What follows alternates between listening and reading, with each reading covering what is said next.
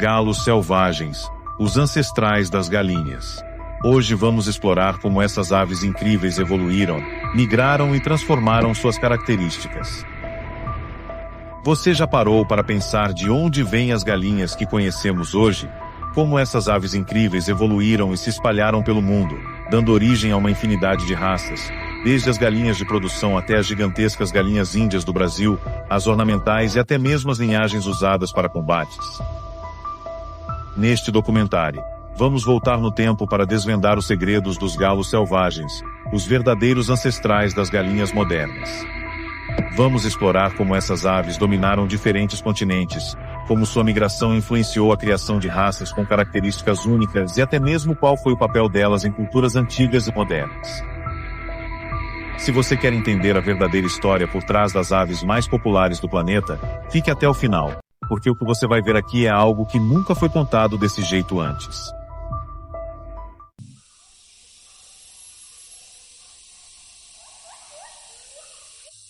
No Parque Nacional da Tailândia, tudo começou em uma floresta como esta. Há muito tempo, espécies de pássaros selvagens habitavam as florestas e matas secas do Sudeste Asiático. Essas aves ocupavam uma vasta área que se estendia desde as encostas do Himalaia, ao norte da China, até o sul da Indonésia.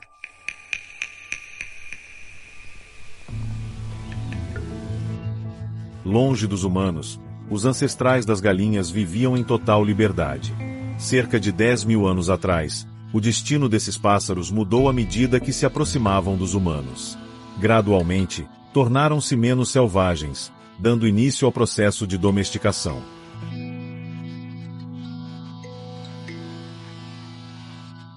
Hoje, os descendentes dessas aves ainda vagam pelas florestas, conhecidos como galinhas selvagens vermelhas.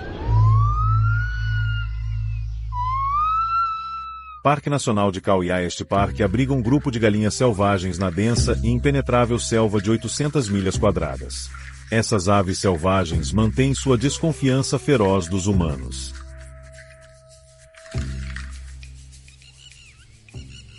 Enquanto desfrutam de liberdade total, não contam com a proteção humana e precisam lidar com predadores por todos os lados.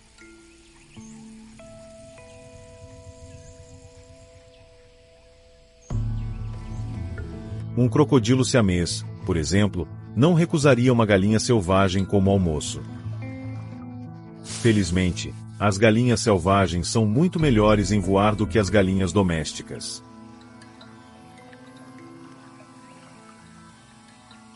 A 30 pés acima do rio, uma galinha selvagem aguarda pacientemente em sua árvore até que o perigo passe. Uma presença fantasmagórica para os fazendeiros que vivem próximos ao parque, as galinhas selvagens são uma presença quase fantasmal. Embora raramente sejam vistas, elas rondam os galinheiros locais.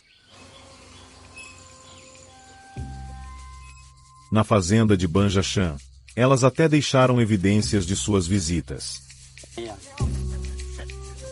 Sim, já vi galinhas selvagens vermelhas por aqui, diz Banja Chan. Mas é difícil vê-las de perto. Assim que eu saio, elas desaparecem. No entanto, tenho certeza de que elas se reproduziram com minhas galinhas, porque tive um galo que cantava de forma diferente dos outros. Tenho certeza de que minhas galinhas são misturadas com os selvagens. A história de domesticação no passado. Os ancestrais desses fazendeiros também devem ter sido visitados por galinhas selvagens. Talvez tenha sido uma jovem, como a filha de Banja Chan, que acolheu um pintinho perdido, fazendo das galinhas uma parte da história humana. Pesquisa sobre a evolução das galinhas. O professor Eben Gerring, biólogo evolucionista da Universidade de Michigan, passou anos estudando a mecânica da evolução na domesticação das galinhas. Usando um microfone parabólico, ele grava os cantos de galos domésticos no interior da Tailândia. Depois, ele os compara aos cantos das galinhas selvagens vermelhas. No entanto, encontrar essas aves selvagens é um desafio imenso para o biólogo. Existe uma diferença considerável entre o galo jungle vermelho e as galinhas domésticas, uma diferença diretamente ligada ao processo de domesticação.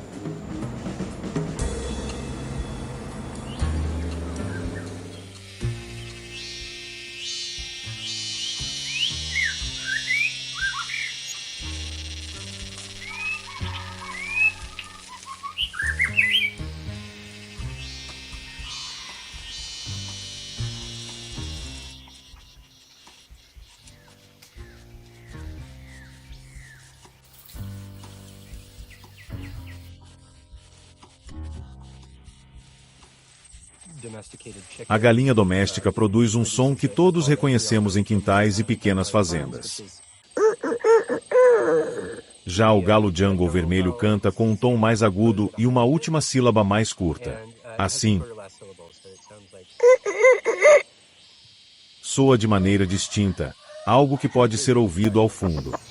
Isso sugere que, quando os humanos domesticaram o ancestral comum do galo jungle e das aves domésticas, mudanças radicais ocorreram nos sons que essas aves emitem.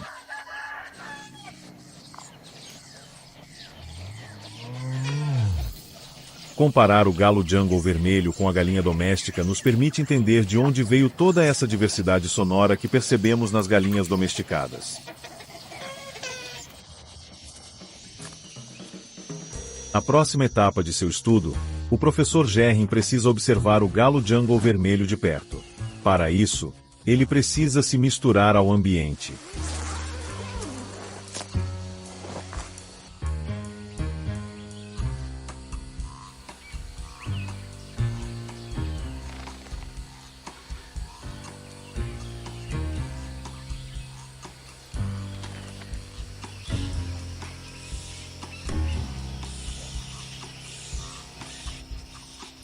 Após horas de espera, um bando finalmente aparece.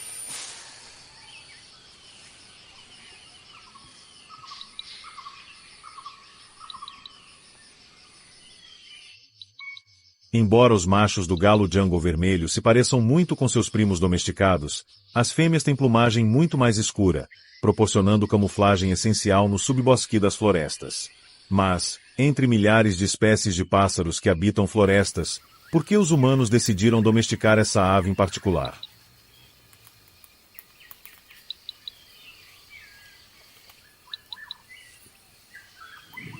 Existem muitas características do galo jungle vermelho que podem ter sido importantes na domesticação. Uma delas é a sua capacidade de se adaptar facilmente a diferentes tipos de ambientes. Outra é a habilidade de converter recursos excedentes em crescimento e reprodução. Além disso, os machos dessa espécie são extremamente agressivos.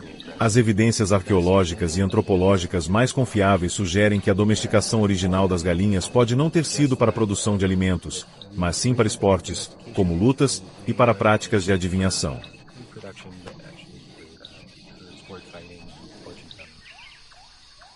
A habilidade de se adaptar, seu alto metabolismo, suas habilidades de luta e até suas entranhas, usadas para prever a sorte, confirmaram o destino dessa ave. Removido de suas florestas nativas, o galo jungle vermelho tornou-se galinha, o primeiro pássaro domesticado pela humanidade. Deixando sua terra natal na Ásia, as galinhas domesticadas começaram a conquistar o mundo. A primeira onda de migração seguiu para o leste.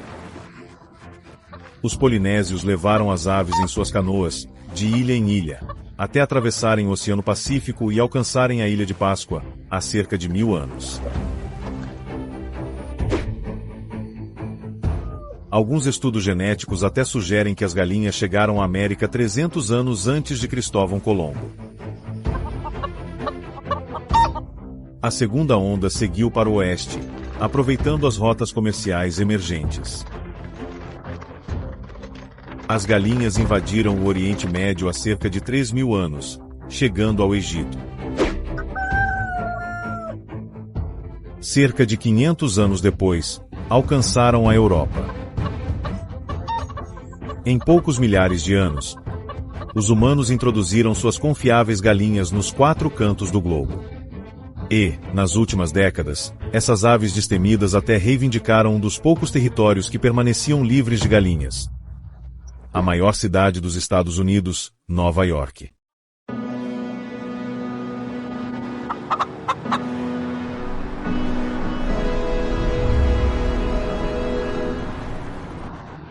No bairro de Queens, as galinhas estabeleceram um novo posto avançado na Brooklyn Grange Farm, uma fazenda de 1 acre localizada no topo de um prédio.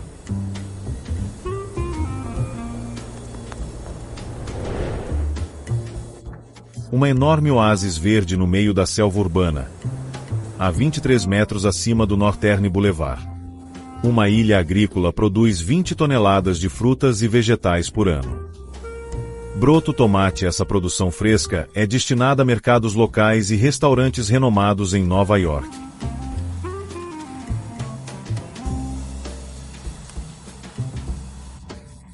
Os fundadores da fazenda também introduziram 12 galinhas, um pequeno grupo pioneiro de aves enfrentando os desafios de um estilo de vida urbano. Bradley Fleming é o gerente dessa fazenda em comum. Apesar de sua origem em uma fazenda tradicional no interior, Bradley provou que é possível cultivar até mesmo na maior cidade dos Estados Unidos. É uma fazenda e está em um telhado de um grande edifício industrial. Temos outro local no Brooklyn, com cerca de 1,5 acre de espaço, totalizando 2,5 acres em telhados. Não há muito espaço no chão na cidade, então decidimos olhar para cima e fazer no telhado, explica Bradley. Além de supervisionar a produção agrícola e gerenciar os voluntários, Bradley também é responsável pelas galinhas.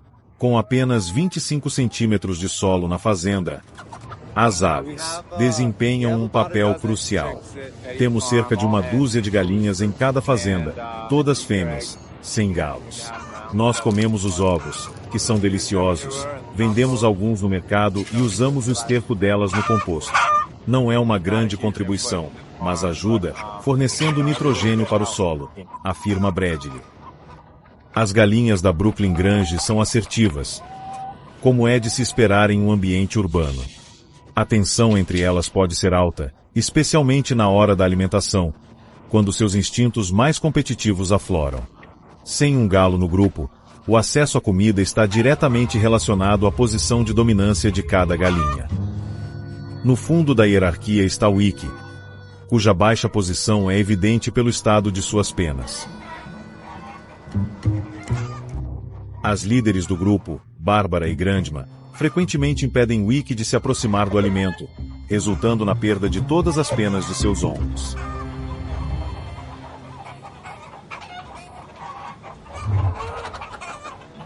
Essa ordem de bicadas, como é conhecida, é uma característica comum das galinhas domésticas.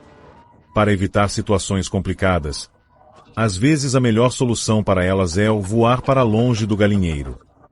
Adoro quando elas podem sair, correr e esticar as pernas, diz Bradley.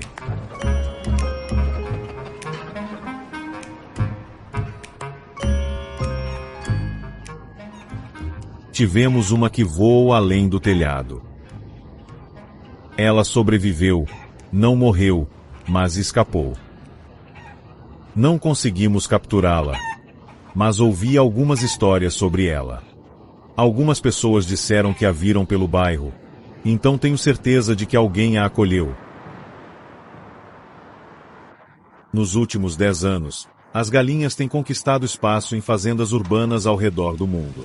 Paris, Tóquio, Los Angeles e Xangai são exemplos de grandes cidades onde essas aves agora têm acesso.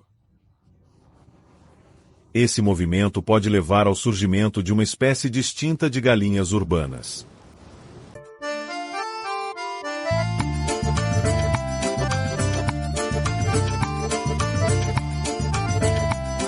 No Brasil, em Natal, a capital do estado do Rio Grande do Norte.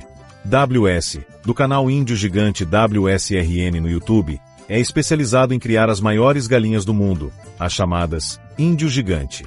Uma linhagem de galinhas formadas no Brasil a partir do cruzamento entre galos de combate e galinhas caipiras.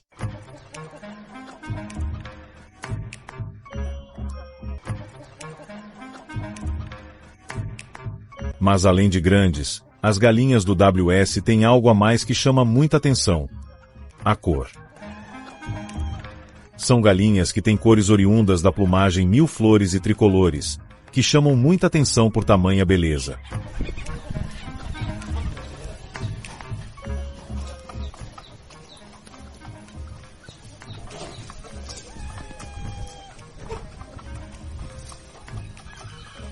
É um trabalho que vem sendo lapidado ao longo do tempo para tentar aprimorar a característica do padrão da cor mil flores.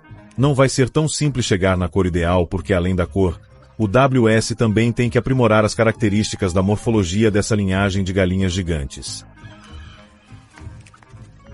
Aliar o trabalho de cor e morfologia lado a lado requer tempo para serem fixadas. Isso tudo sem deixar se perder a principal característica desse tipo de galinha, que é o tamanho. O galo índio gigante pode ultrapassar 1,25 m de comprimento da ponta da unha à ponta do bico, e as fêmeas podem ultrapassar 1 metro. Esse é o meu maior galo índio gigante de 2025. Ele tem 1,18 m.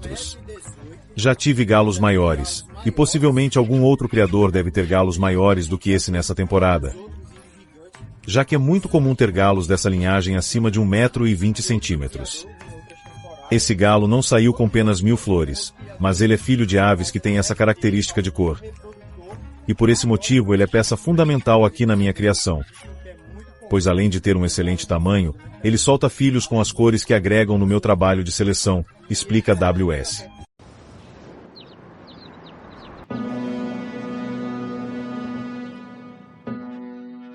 No asfalto, entre os carros, elas desenvolveram novas habilidades, como atravessar ruas com segurança, suplementar sua dieta e até lidar com petiscos como salgadinhos.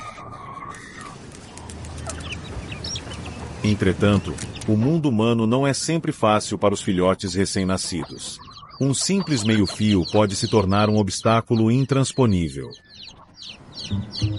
Separados da mãe, 2 pintinhos enfrentam esse desafio, que pode significar a diferença entre a vida e a morte. O primeiro consegue superar o obstáculo, mas o segundo luta para acompanhar o grupo.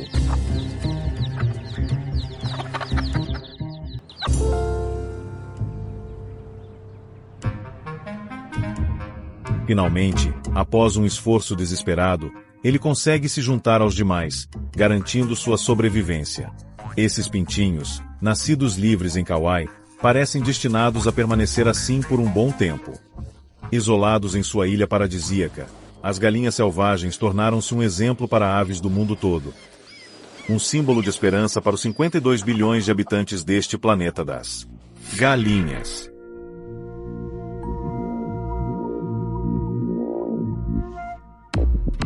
Se você quer que o YouTube te avise quando tiver novos vídeos de galinhas fantásticas aqui no canal, você tem que se inscrever, ativar o sino de notificação, apertar no like e deixar aqui o seu comentário.